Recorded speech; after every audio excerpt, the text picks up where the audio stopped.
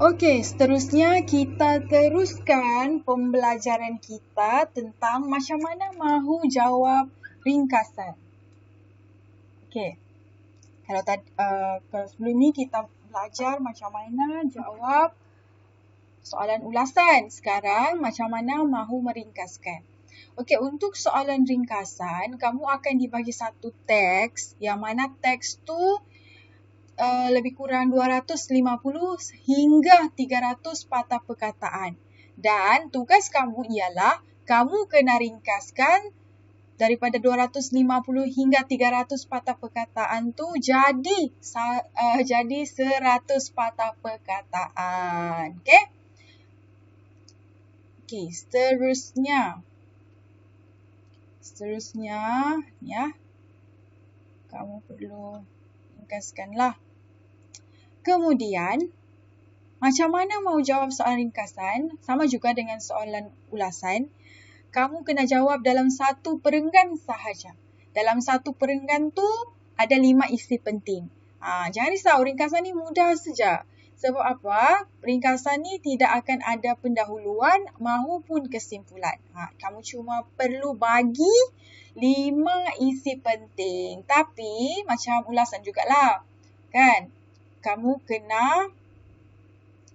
Pertama kamu kena tahu tema. Kedua kamu kena cari kata kunci ataupun kehendak soalan dia pasal apa. Punca-punca, kesan-kesan, langkah-langkah. Itu kamu kena fokuslah. Jadi bila tahu tema, bila tahu kehendak, masa baca tu kamu boleh fokuslah. Okey. Saya kena cari dalam teks ni maklumat tentang apa. Itu supaya jawapan kamu tu relevan lah. Tidak tersasar daripada matlamat. Okey. Jadi bila sudah tahu tema dan juga kehendak, kamu kena tulis ringkasan. Okey, dalam menulis ringkasan ni, kamu kena carilah 5 isi penting. Tapi yang paling penting dalam ringkasan ni, itulah, jangan tersesatlah daripada kehendak dan juga tema. Okey, ini kita teruskan ya. Okey. Ringkasan ni mudah, tiada pendahuluan kesimpulan. Jadi sudah tulis tu, sudah garis, ambil pembaris, garis. Garis isi penting dalam teks tu. Bacalah sekurang-kurangnya 3 kali. Kalau rajin baca 5 kali. Supaya dalam otak, dalam kepala tu tahulah tema apa. Kan? Tahu juga kehendak apa. Okey, ini contoh ya. Ini contoh soalan. Ini contoh soalan. Ini arahan soalan lah. Okey, dalam arahan soalan ni, baca petikan di bawah. Dia bagi petikan ni. Dia bagi petikan 200 hingga 300 patah perkataan. Okey, baca petikan. Sekurang-kurangnya 3 kali. Kalau rajin baca 5 kali. Kenapa penting? Sebab saya mahu kamu tahulah betul-betul isi yang patut kamu cari kan.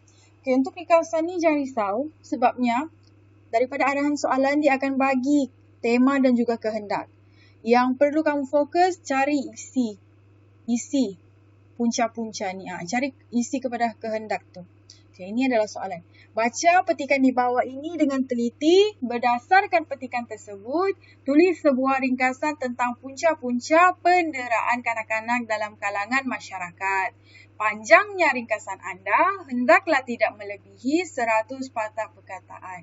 Anda digalakkan supaya menggunakan ayat anda sendiri tanpa mengubah maksud asal petikan. Maksudnya di sini, kamu boleh ubah kan macam meringkaskan ni dari kamu kena kurangkan patah perkataan. Jadi, kamu boleh ubah isi yang kamu jumpa tu guna ayat kamu sendiri tapi syaratnya maksud tidak berubah. Jangan pula cerita pasal masalah sosial tiba-tiba masalah bola sepak. Okey. Jadi kalau ikut kekuatan kamu lah, kalau kamu ni tidak kuat untuk ubah ayat kamu sendiri, pesanan saya tidak perlulah kamu ubah. Kamu cantikkan saja ayat kamu. Ambil sajalah bulat-bulat. Okey, macam ni kan. Dia akan bagi satu teks. Macam ni, 250 hingga 300. Jadinya, isi itu tidak akan tertumpu di satu tempat. Dia akan merata, dia akan berterabur macam ni. Jadi bacalah dari atas sampai bawah. Kamu dapat bantuan juga tu. Dia sudah bagi tema penderaan kanak-kanak. Kehendak punca-punca. Jadi fokuslah dalam kepala. Apa sebab-sebab kanak-kanak ni didera dalam masyarakat? Cari satu-satu. Baca kurang-kurangnya 3 kali ya. Bila sudah ambil pembaris, garis. Kalau ada highlighter lagi bagus. Ambil pembaris, garis. Kalau ada highlighter lagi bagus. Jadi, sudah siap tu, kamu tulislah. Ringkasan ni sangat senang ya. Ambil pembaris, garis ataupun cari, lepas tu tulis. Tiada pendahuluan, tiada kesimpulan. Teruslah masuk. Kehendak soalan tu apa? Punca-punca. Ni. Tengok fokus ni.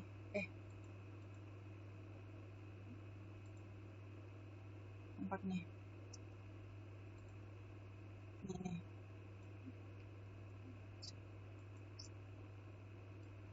Okey. Tengok ya. Tengok sini. Punca-punca. Ni ke. Kehendak soalan. Nampakah? Kehendak soalan. Punca, tiada pendahuluan pun. Terus, punca-punca penderaan kanak-kanak. Disebabkan ni. Ni kata hubung untuk menunjukkan teruslah puncanya. Jadi kamu boleh buat macam ni jugalah. Disebabkan ni punca.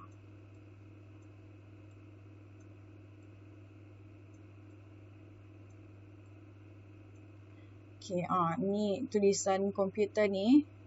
Al-Hazika, jadi dia macam tidak cantik sangat. Okey. Nampak ni, kehendak punca-punca penderaan kanak-kanak disebabkan sikap masyarakat. Masuklah isi pertama yang kamu cari tadi tu kan. Ni kurangnya kesadaran masyarakat. Ni dia olah ayat dia sendiri. Jadi ringkas ni. Disebabkan sikap masyarakat yang kurang prihatin dan campur tangan dalam membendung fenomena ini. Titik. Titik. Selain itu, penanda wacana. Selain itu, koma. Ada ibu bapa yang menganggap. Dia sudah sebutkan kehendak soalan di atas. Tidak perlu dia sebut sini. Selain itu, dia masukkan terus. Apa? Masukkan terus. Dia ulah ayat dia sendiri ni. Ibu bapa. Selain itu, sikap. Boleh juga kalau kamu tidak mau ulah, masukkan terus. Lagi selamatlah. Okey, begitulah juga masuk isi ketiga. 5 isi kan? 5 isi penting. Isi pertama, isi kedua, isi ketiga, isi keempat, isi kelima. Okay, kalau di sini kan dia guna penanda wacana yang sama ya. Okay. Jadi saya tidak mau kamu guna begini. Kamu banyak tu penanda wacana, buatlah yang bersesuaian dan berlainan, tidak ada pengulangan. Jadinya saya mau juga kamu buat begini ya. Isi pertama, isi kedua, isi ketiga, isi keempat dan isi kelima. Okey? Senang saja ringkasan ni.